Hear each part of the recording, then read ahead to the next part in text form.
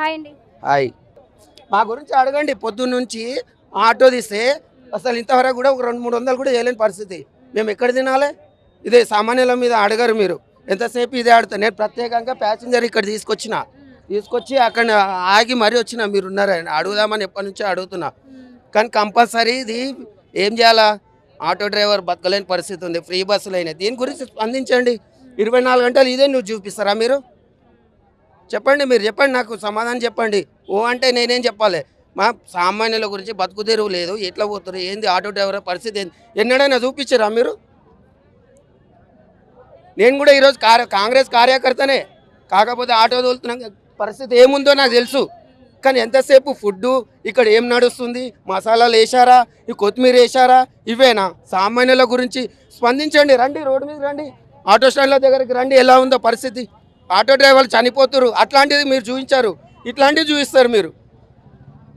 చెప్తున్నా కదా, నేను డైరెక్ట్ మాట్లాడుతున్నాను. నేను సామాన్యమైన ప్రజలు రెక్క ఆడితే డొక్క ఆడదు మాకు. రెక్క ఆడితేనే డొక్క ఆడుతుంది మాకు. అలాంటిది మీరు చూపించారు. ఎంతసేపు కుమారాంటి ఇదే చూపించుకుంటా పోతారా? నేను రెగ్యులర్గా చూస్తున్నా యూట్యూబ్లో. కనీసం ఒక ఆటో డ్రైవర్ చనిపోతున్నారు. ఫ్రీ బస్సులు పెట్టినాక 400-300 కూడా చేయలేని పరిస్థితి అయింది. అలాంటివి చూపారు. మొన్న ఆటో డ్రైవర్ ప్రగతి భవన్ కాడ సూసైడ్ చేసుకోవడానికి అటాచ్ చేస్తే ఆటో అంటి పెట్టుకుండు. పొద్దున్న నుంచి గిరాకులు లేక ఎటు పోవాలి? అది చూపారు. ఎంతసేపు ఇదే చూపిస్తారా? కంటిన్యూ ఇదే చూపిస్తారా? సామాన్యుల గురించి కూడా ఆలోచించండి. యూట్యూబ్ ఛానల్ అంటే ఎన్నో వచ్చినాయి ఛానల్స్. ఆ టీవీ, ఈ టీవీ, మా టీవీ, సుమన్ టీవీ, ఇంకా ఎన్నో వచ్చినాయి. కానీ సామాన్యుల గురించి అడగండి అండి. మీరు సామాన్యుల గురించి ఒకసారి రండి. ప్రతి ఆటో స్టాండ్ల దగ్గర రండి. బతుకు తెరువు కరువు అయిపోయింది. బతుకు తెరువు లేకుండా అయిపోయింది.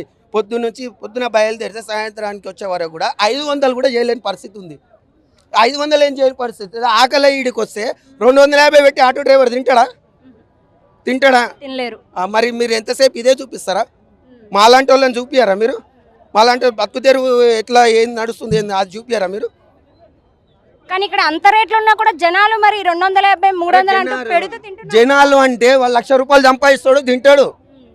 రోజు 400-500 సంపాదన లేనోడు ఆకలి అయితే ఎక్కడ తినాలి? పక్కన 60 రూపాయలు భోజనం ఉంది. ఇక్కడ 250 పెట్టి తింటానా నేను? అంతకుముందు ఎంత ఉండేది ఏడా?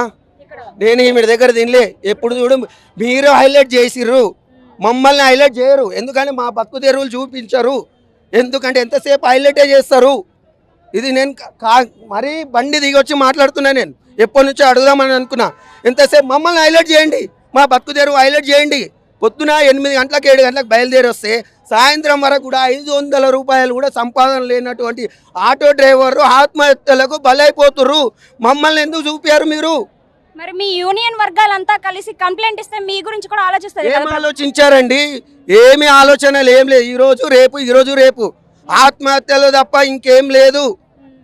మరి ఫ్రీ బస్సులు పెట్టడం వల్ల మీ ఆటో వాళ్ళు కూడా నష్టం జరుగుతుంది అని ఏ రోజు కూడా మీ యూనియన్ వర్గాల్లో మీరు చర్చించుకోలేదా? దీనికోసం చర్చించిర్రు, అన్నీ అయిపోయినాయి. ఫ్రీ బస్సులు పెట్టిన తర్వాత ఆ ఆటో డ్రైవర్లకు కూడా సంవత్సరానికి 15,000 చొప్పున ఇస్తా అన్నారు. అది వర్కౌట్ కాదు. దయచేసి ఈ ఫ్రీ బస్సులు బంద్ చేస్తే మాలాంటి వాళ్ళు సామాన్యులు బతుకుతారు. కానీ మీరు ఎంతసేపు మాలాంటి వాళ్ళ గురించి చూపియండి. ఎంతసేపు ఇక్కడ ఫుడ్ బాగుందా, చికెన్ బాగుందా, బోటీ బాగుందా, అది కాదు. మా కడుపు కోత ఉంది కాబట్టి ఈరోజు చెప్తున్నా నేను. మీరు ఒక్కసారి ఆలోచించండి మేడం. మీరు దయచేసి చెప్తున్నా, యూట్యూబ్ ఛానల్ కానీ ఏదైనా సరే ఒక్కసారి ఆటో డ్రైవర్ గురించి ఇంతవరకు కూడా ఆటో డ్రైవర్ గురించి మాట్లాడిన వ్యక్తి లేడండి. మాట్లాడిన వ్యక్తి లేడు. ఈరోజు నేను మాట్లాడుతున్నా. ఎందుకంటే నాకు కడుపు కాలింది. ఈరోజు నాకు కడుపు కాలింది, నా బాధ ఉంది కాబట్టి నేను మాట్లాడుతున్నా. ఈరోజు మా గురించి రండి, మా ఆటో స్టాండ్ల దగ్గర రండి. రోడ్డు మీద ఎలాంటి పరిస్థితి ఉందో ఒకసారి చూడండి. సో చూస్తున్నారు కదా, ప్రస్తుతం ఆటో వాళ్ళు పూట గడుపుకోలేని స్థితిలో ఉన్నారు ఈ ఫ్రీ బస్సుల కారణంగా. సో ఫ్రీ బస్సులు పెట్టడం అనేది మంచిదే, కానీ ఫ్రీ బస్సు వల్ల అవతల వాళ్ళకి కూడా నష్టం జరగకుండా చూసుకోవాల్సిన పరిస్థితి అయితే ఉంది. సో ఇది గవర్నమెంట్కి కూడా సంబంధించిందే కాబట్టి వాళ్ళు కూడా కొంచెం దీని మీద ఆలోచించుకొని దీని గురించి చర్చించి వీళ్ళకి తగిన ఇంకోటి ఇది కట్ చేయదు. మీరు ఇది కంటిన్యూ ఉండాలి. నేను మాట్లాడేది రావాలా రేపు. ఎందుకంటే ప్రతి ఆటో డ్రైవర్, ప్రతి లీడర్ దగ్గరికి, ప్రతి నాయకుని దగ్గరికి, ప్రతిపక్షం కానీ ఉన్న ప్రభుత్వం కానీ ఏదైనా సరే తక్షణమే మా ఆటో డ్రైవర్లను స్పందిస్తే మేము కాసో కూసో బాగుపడతాం. కాసో కూసో 10 రూపాయలు సంపాదించుకుంటాం. భార్య పిల్లలు రోడ్డు మీద పడ్డారు, ఎక్కడ చెప్పుకోలేని పరిస్థితి ఉంది. నేను ఈరోజు పొద్దున బయలుదేరితే ఈరోజు వరకు కూడా ఇది చూడండి 100 రూపాయలు 140 రూపాయలు చేసిన.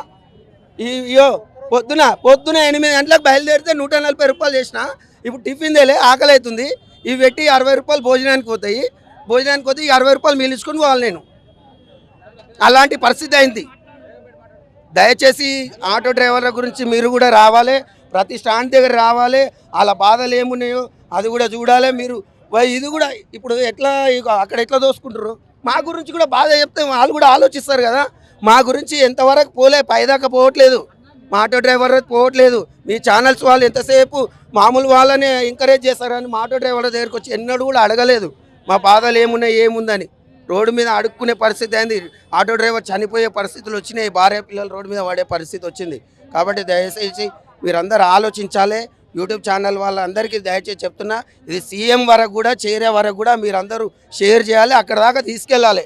నేను మాట్లాడిన ఈ బాధ ప్రతి ఆటో పౌరుడిది, ప్రతి ఆటో వాడిది ఈ బాధ, ఈ కడుపు కోత మీరు అర్థం చేసుకోండి మేడం. దయచేసి ఏమైనా తప్పు మాట్లాడుంటే నన్ను క్షమించాలి మీరు. సో ఈ సమస్యకి పరిష్కారం ఏంటనుకుంటున్నారు మీరు? ఈ సమస్యకు పరిష్కారం ఏముంది అంటే ఎడ్యుకేషన్, చదువుకునే వాళ్ళకు, వయోవృద్ధులకు, ఇలాంటి వాళ్ళకు ఫ్రీ పెట్టండి. వయోవృద్ధులకు, చదువుకునే పిల్లలకు, ఇలాంటి వాళ్ళకు ఫ్రీ పెట్టండి. మరి ఎంతసేపు ప్రతి ఒక్కరికి అవసరం లేకున్నా కానీ వెళ్తున్నారు, బస్సులలో అవసరం లేకున్నా కానీ ఆధార్ కార్డు చూపించి వెళ్తున్నారు ఈరోజు.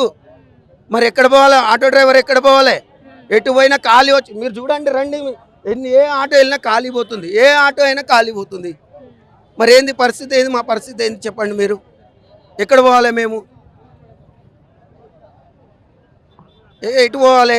కాబట్టి దయచేసి ఏంటంటే మీరు కూడా రండి, ప్రతి ఆటో స్టాండ్ దగ్గర రండి, మీరు అడగండి, వాళ్ళ సమస్యలు తెలుసుకోండి. చనిపోతురు ఊరేసుకొని. మొన్న అత్తాపూర్లో ఒక ఆయన, నాచారంలో ఒక ఆయన ప్రగతి భవన్ కాడ ఆటోని అంటిపెట్టుకునేవాడు. పొద్దున్న నుంచి గిరాక్ చేయలేక ఆటో అంటిపెట్టుకుని ఏం చేయాలో అర్థం కాక. మరి ఫ్రీ బస్సులు పెట్టిన కారణంగా ఆటో వాళ్ళు కూడా రేట్లు బాగా పెంచేశారు, అందుకని ఆటోల్లో ఎవరు ప్రయాణించట్లేదు అని అంటున్నారు. మరి దీని వెనక మేడం, మేము షేర్ ఒక మనిషికి 10 రూపాయలు ఇస్తారు, నలుగురిని ఎక్కిస్తే 40 రూపాయలు వస్తాయి. రేట్లు ఎక్కడ పెంచాం మీరు చెప్పండి? మీరు రేట్లు ఎక్కడ పెంచాం మీరు చెప్పండి నాకు. రండి మీరు. షేరింగ్ మేము నడిపేది షేరింగ్, ఫ్రీ బస్సులు పెట్టారు, ఇంకెక్కడ రేట్లు పెంచుతాం మేము? మా అవకాశం ఇచ్చిరా, రేట్లు పెంచే అవకాశం ఇచ్చిరా? ఏడుంది అవకాశం? అదే 10 రూపాయలు. ఊబర్లు ఇవన్నిటిలోని మరి ఆటో వాళ్ళు, ఊబర్, ఓలా, ర్యాపిడో నిలువు దోపిడీ. అవి నిలువు దోపిడీ, అవి వచ్చిన కాంచి నిలువు దోపిడీ ఎక్కువ. వాడు 100 రూపాయలు 80 రూపాయలు చూపిస్తాడు, 40 వాడు తీసుకుంటాడు, 40 మాకు ఇస్తాడు. ఆ 40లో డీజిల్ ఏం పోయాలి మేము? పైసలు ఇంటికి ఏం తీసుకెళ్ళాలి? మరి అలా సగం ఇవ్వడం వల్ల మీకు లాభం లేదు కాబట్టి మరి ఎందుకని ఆటో వాళ్ళు కూడా ఫ్రీ బస్సులు బంద్ చేయాలా? దయచేసి ఫ్రీ బస్సులు వయోవృద్ధులకు, చదువుకునే పిల్లలకు పెట్టండి, కానీ ఆటో డ్రైవర్లతోటి చెలగాటాలు వద్దు. దయచేసి చెప్తున్నాను నేను మీ మీడియా ద్వారా కానీ మీ యూట్యూబ్ ఛానల్లోకి దయచేసి చెప్తున్నా, మా గురించి ఆలోచించి మా గురించి చూపించండి మీరు. రేపు ప్రత్యేకంగా సీఎం గారు దిగి రాకపోతే చూడండి మీరు. ఇది నేను చెప్పేది. సో అదండి ప్రస్తుతం హైదరాబాద్లో ఉన్న పరిస్థితి.